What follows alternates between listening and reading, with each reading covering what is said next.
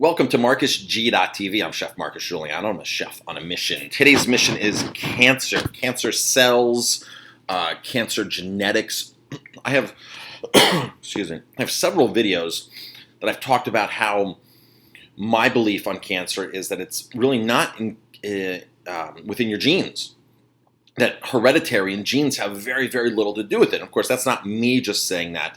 That's me doing some research and listening to Bruce Lipton, the world's foremost geneticist, listening to Gary Null's programs on cancer, listening to all these alternative cancer programs. I've learned that these experts have decided that cancer doesn't have much to do with your genes. So I want to stop you right there before you make a comment on this video and say, oh, you don't know what you're talking about, this, no, you don't know, you're just a chef and this and that, yeah, you're some weirdo and it's BS and my doctor said this. Take about 40 hours, even 20 hours, and do some research. Do your own research. Do some research that has nothing to do with the cancer treatment protocols. The orthodox treatment protocols that you get from your medical doctor, that you get from the Cancer Society, that you get from Big Pharma.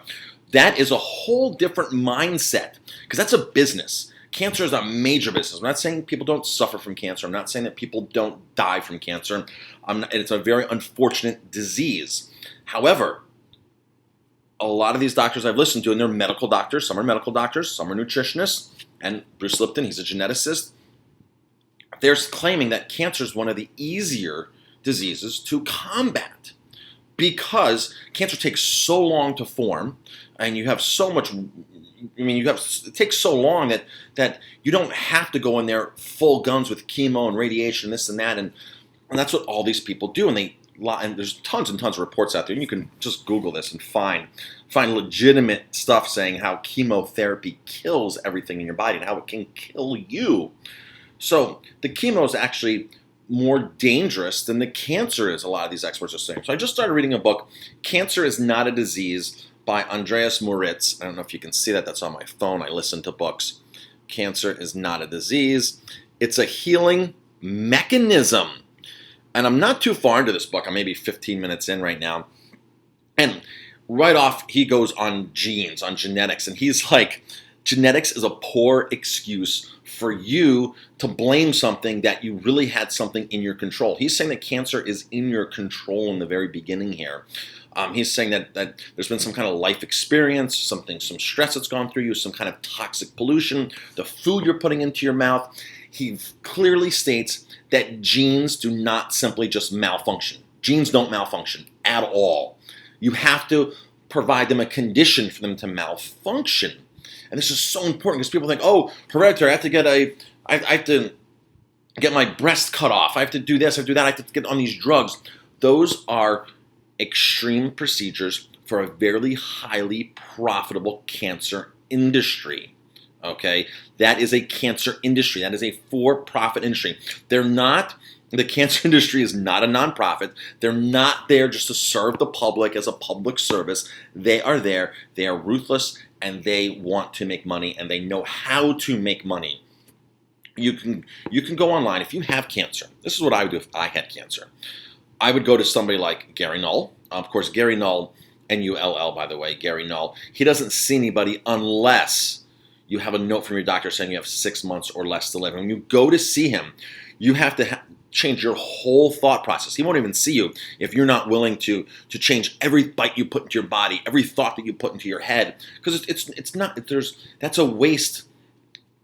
He has a lot of people lined up, and a lot of these people have a lot of people lined up to see them. And unless you're willing to change everything you've been taught, everything you're going to put into your mouth, every belief, every limiting belief on cancer, every limiting belief on food or whatever it is, unless you're willing to change everything, a lot of people won't see you because they have other people that are willing to change everything and make improvements in their life and get better.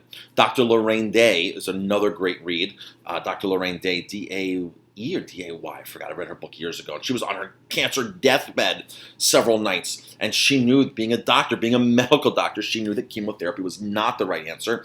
And she is alive and well today, very renowned author on cancer and other things like mad cow disease and fighting the health crusade movement. Dr. Lorraine Day, look her up. She's magnificent. There's a lot of other great institutes out there that are doing great things. Look at Helda Clark's book, A World Without Cancer. The Gersten therapy, one of the longest alternative therapies out there. Gersten's daughter, she is alive and well after being treated for breast cancer 50, 60 years ago or something. And she is still out there and still going.